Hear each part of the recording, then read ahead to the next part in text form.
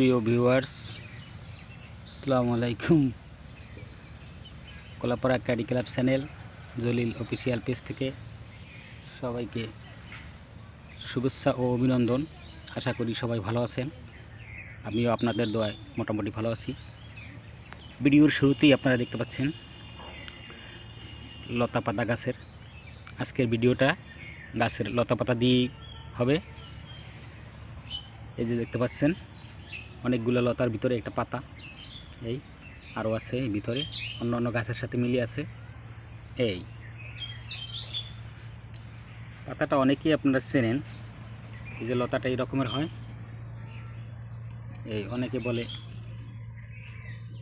আমাদের এলাকায় বলে বর্ণলতা এবং অনেকে বলে জার্মানি লতা। তবে জার্মানি লতা, হয়তো এটা জার্মানি লতা বলে অনেকে, আমাদের দেশে বলে বরিশালের ভাষায় বর্ণলতা। তবে আপনারা এই পাতাটা কি কাজে লাগে? অনেক কাজে লাগে। তাই আমার জানা মতো ছোট্ট একটা কাজে লাগে, যেই কাজটা অনেক ছোট হলেও অনেক গুরুত্বপূর্ণ। অনেক সময় গ্রামগঞ্জে মানুষের হাত পা কেটে যায়, কেটে গেলে তখন অনেক সময় ব্লাড থামে না, অনেক ব্লাড ঝরে।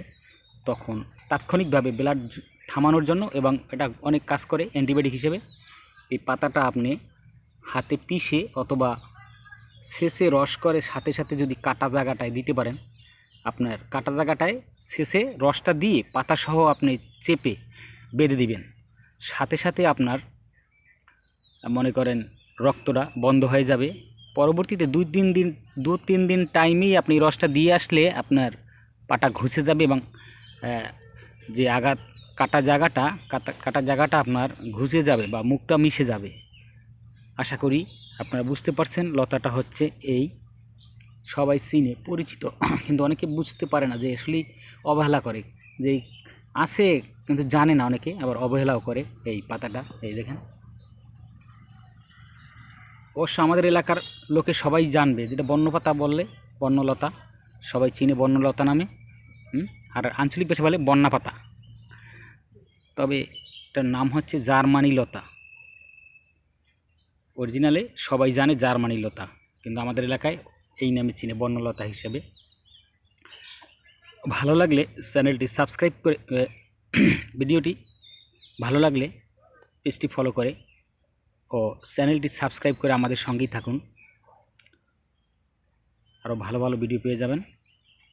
আশা করি কথাটা বুঝতে পারছেন। এই আবারও দেখাই, হাত পা কেটে গেলে আপনারা এই লতাটা অতি তাড়াতাড়ি হাতে শেষে রসটাও দিবেন এবং পাতাটা ক্ষতস্থানে দিয়ে বেঁধে রাখবেন, ভালো হবে। আশা করি বুঝতে পারছেন। এখানেই আমার ভিডিও শেষ। আল্লাহ হাফেজ, আসসালামু আলাইকুম।